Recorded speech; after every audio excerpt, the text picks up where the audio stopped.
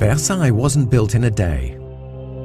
It all began in 1629, when King Louis XIII had a hunting lodge built, replaced sometime later by a stone and brick chateau.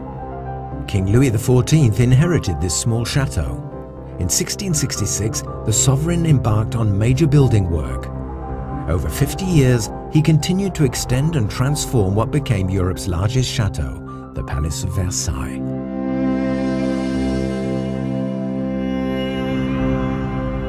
Architect Louis Deveau designed two symmetrical grand apartments for the king and the queen.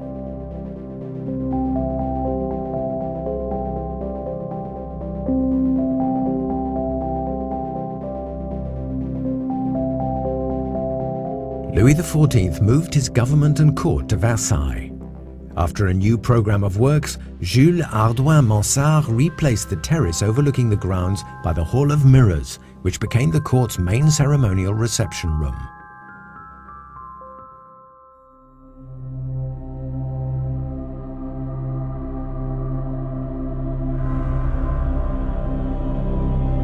Mansart further extended the palace to accommodate the royal family, the court, and all the government departments.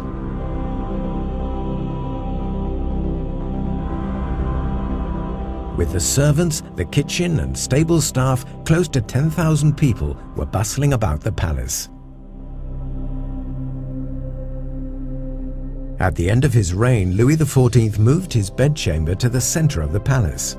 This room was the hub of the king's daily ceremonial routine and that of all the Versailles courtiers. Towering over the other buildings, a royal chapel was finally built by Mansart on the same scale as the palace. When King Louis XV moved to Versailles, he broke with strict court etiquette and fitted out smaller apartments for more comfort and privacy.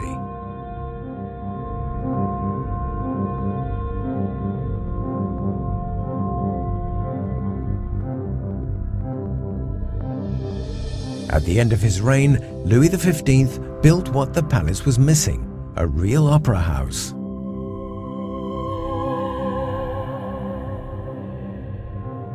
Architect Gabriel modernized the facades closest to the town. In 1789, the French Revolution forced the royal family to leave Versailles for Paris. The future of the palace looked uncertain.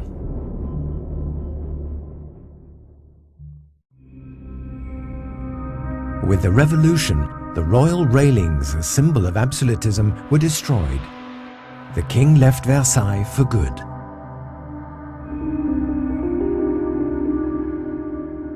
The collections of paintings were taken to the Louvre, and the furniture was auctioned off and dispersed.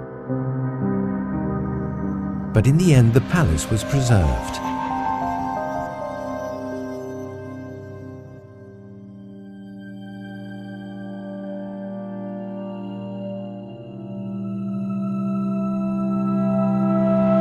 During the First Empire, Napoleon renovated the Grand Trianon for residents during the summer months. Sometime later, Louis XVIII restored the symmetry of the palace by erecting the Pavillon du Four. Louis Philippe transformed the former royal residence into an historical museum. The former prince's apartments were replaced by a large gallery of paintings, the Galerie des Batailles.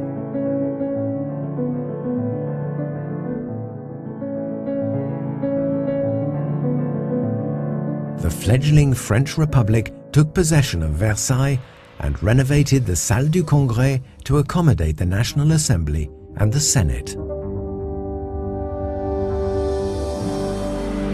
Versailles today is the result of this long history.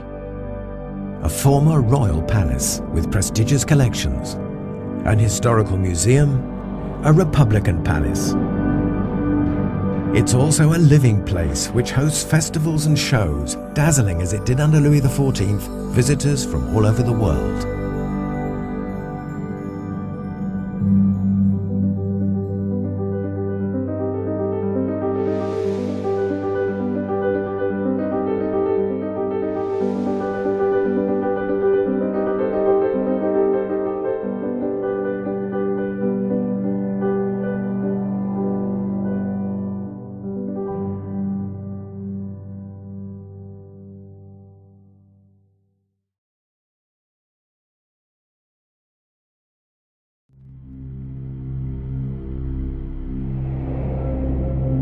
The gardens of Versailles, created by André Le Nôtre, are a key component of the royal residence.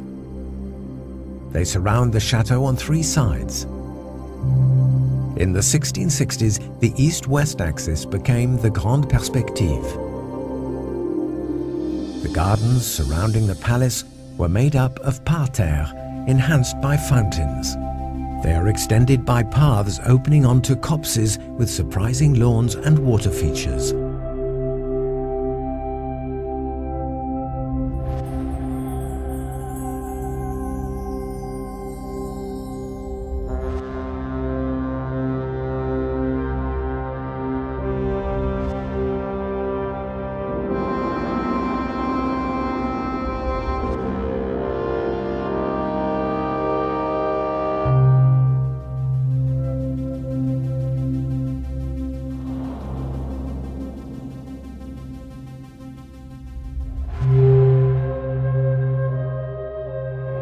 King Louis XIV had the Grand Trianon built in the grounds as a summer family residence and a refuge from the hubbub of the court.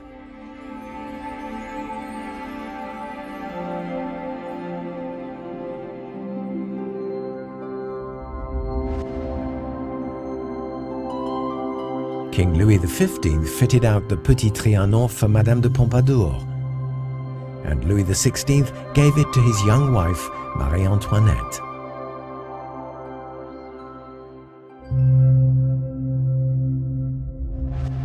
The Queen gave orders for the gardens to be replanted in the English style and built a rustic hamlet, a working farm, complete with cottages.